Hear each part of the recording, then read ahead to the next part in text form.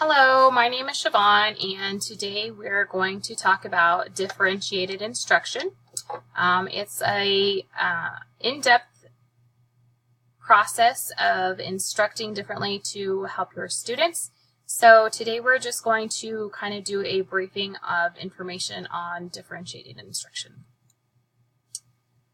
So what is differentiated instruction? It is when the teacher adjusts their curriculum specifically to instruct their students to kind of maximize the learning, and it's to maximize the learning of all of the students. They will create a framework to create classroom management, to organize their expectations and the process by which they're going to instruct, so that everybody knows what is going to be happening in the classroom. They will group their students into manageable instruction elements and lesson areas. And they're going to assess their students many times to know exactly where they're at. And it's going to be considered a student-centered teaching program. So there's going to be a variety of instructional approaches with differentiated instruction, and it's going to alter assignments so that it meets the needs of the students. And the assessing of the students on the ongoing basis will determine their readiness levels to move on to a new instruction unit, or if you need to back up and try something again. Providing a variety of options for how students can learn and demonstrate their knowledge is a key part of differentiated instruction.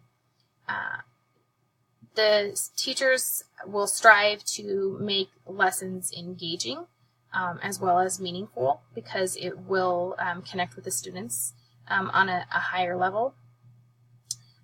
There is the need to use different group formats for instruction.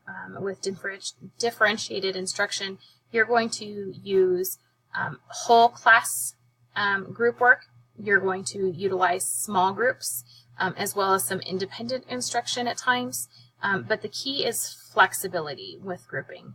It's not going to be a one-size-fits-all. It's not going to be a set group that's going to start from the beginning of the year and be the same at the end of the year. Flexibility is key.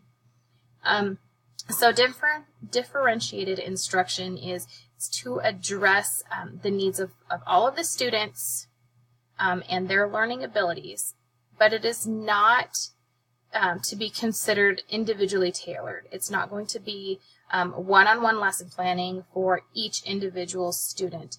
It's going to be individual plans for groups.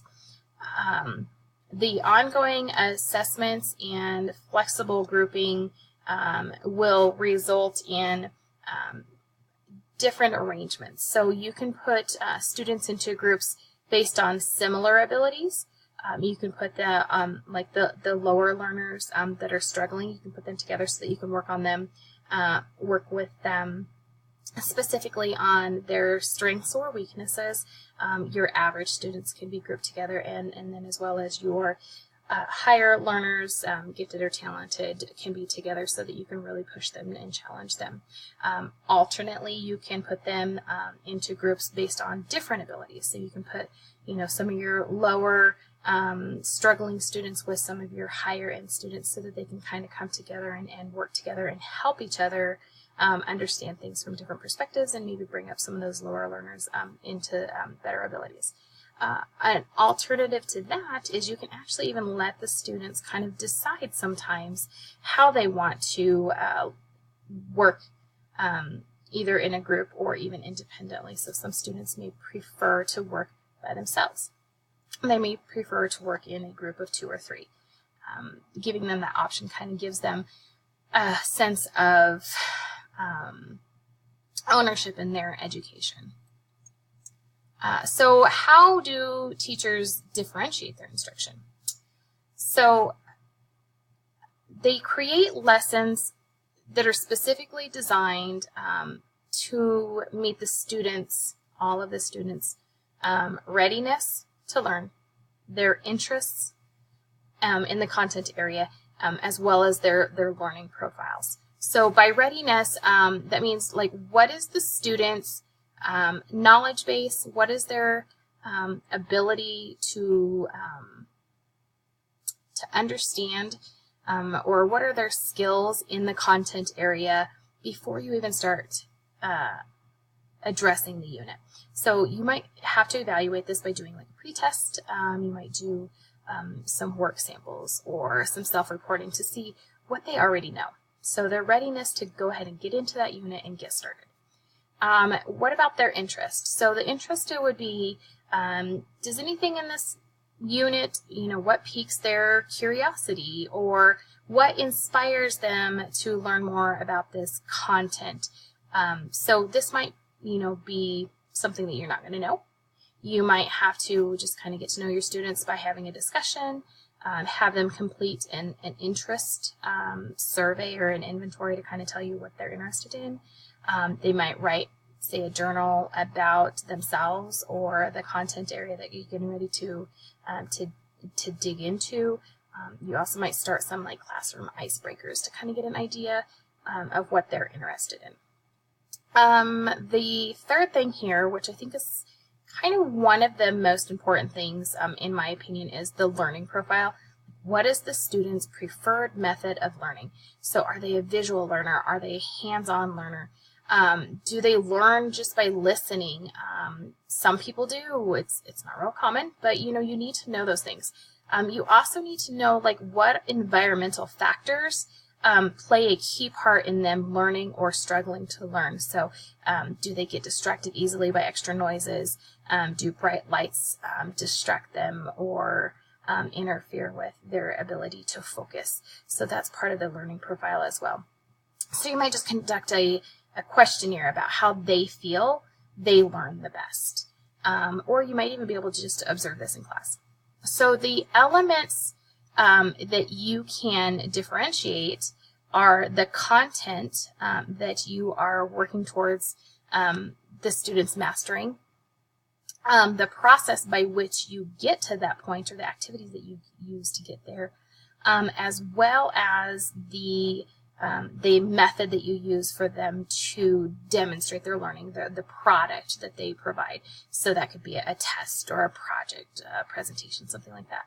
So there can be a combination of differentiating those things, the way that you present the content, the way that you provide activities, the process in between, the start and finish. Those can be adjusted. It can be a different combination of all three of those or just one of those things to be adjusted. There's no set right or wrong way to adjust those. So it just really depends on the needs of the students. So as you're getting ready to implement differentiated instructions, you're going to have to prepare your students because this might be something they've never seen before. You're going to have to prepare your classroom to be able to make this work. So the students are going to need to know that they will all be challenged. This is not going to be something where you're only going to gear things towards the lower level learners. You're not going to always gear everything towards the average level learners. And it's not always going to be for the gifted, talented learners. It's going to be, there's going to be challenges across the board for everybody's abilities.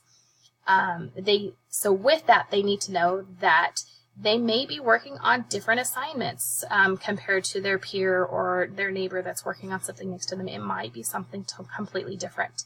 And so they need to realize that fair does not always mean equal. So fair in differentiated learning is that everybody is giving a fair opportunity to learn to the best of their ability. And students need to understand that. And they also need to know that the role that they see their teacher playing is going to look different.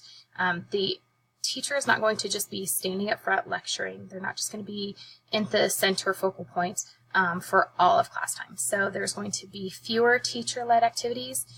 There's going to be more student-led activities and more group work or centered activities. So with that, the grades are going to be different. Activities and projects are going to be assigned differently. And then tests are going to be utilized differently. They're not all going to be applicable to the grading. They're not all going to be reported on the report cards.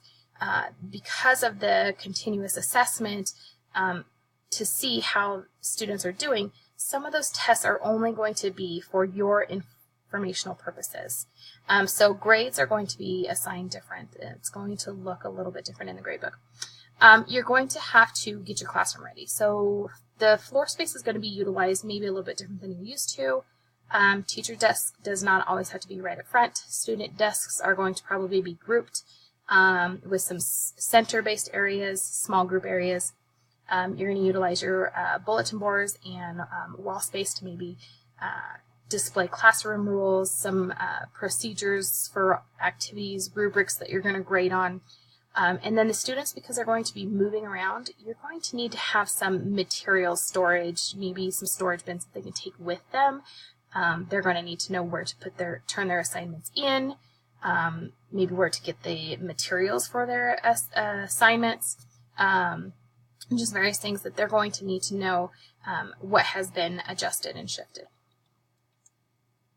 So what does differentiated instruction look like in the classroom if you were to walk in?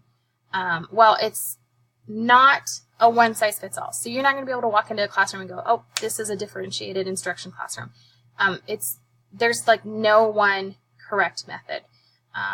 It can take on so many different forms. So one classroom might thrive on a lot of large group learning. One classroom might thrive on a lot of small group programs. Different classrooms might have more visual learners, so they're going to have more posters on the walls, or you might have more hands-on learners, so they're going to have different math manipulatives that they're working with. It's going to be different in different elements with different students because it's based on their needs. So there's not going to be a specific plan or picture that you're aiming for. But one thing that is consistent with it is it's a long-term process to reach differentiated instruction.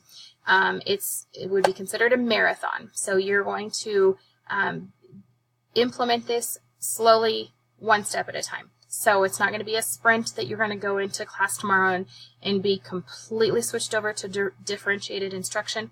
It's going to be a slow process to get it changed.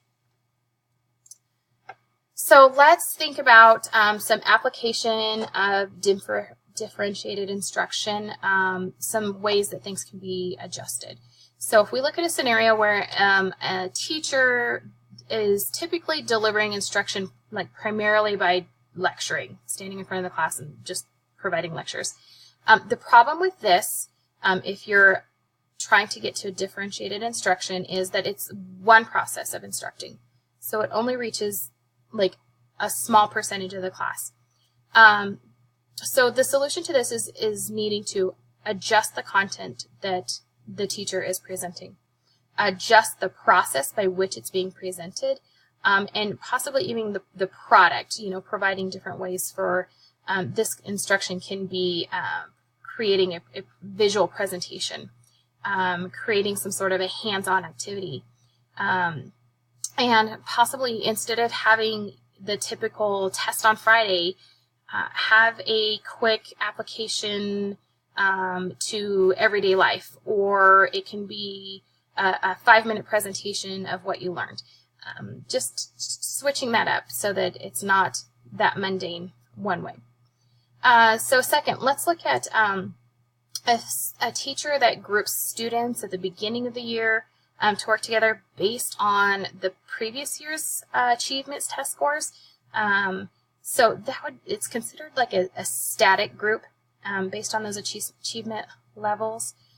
So it wouldn't grow with the kids. So assigning those groups, it just doesn't work that way. So the groups need to be flexible and fluid so that when the students grow and adjust, that the group can grow and adjust as well. So what about giving bonus points for classroom participation? Unfortunately, that doesn't really tell you that that student is mastering or not mastering a skill.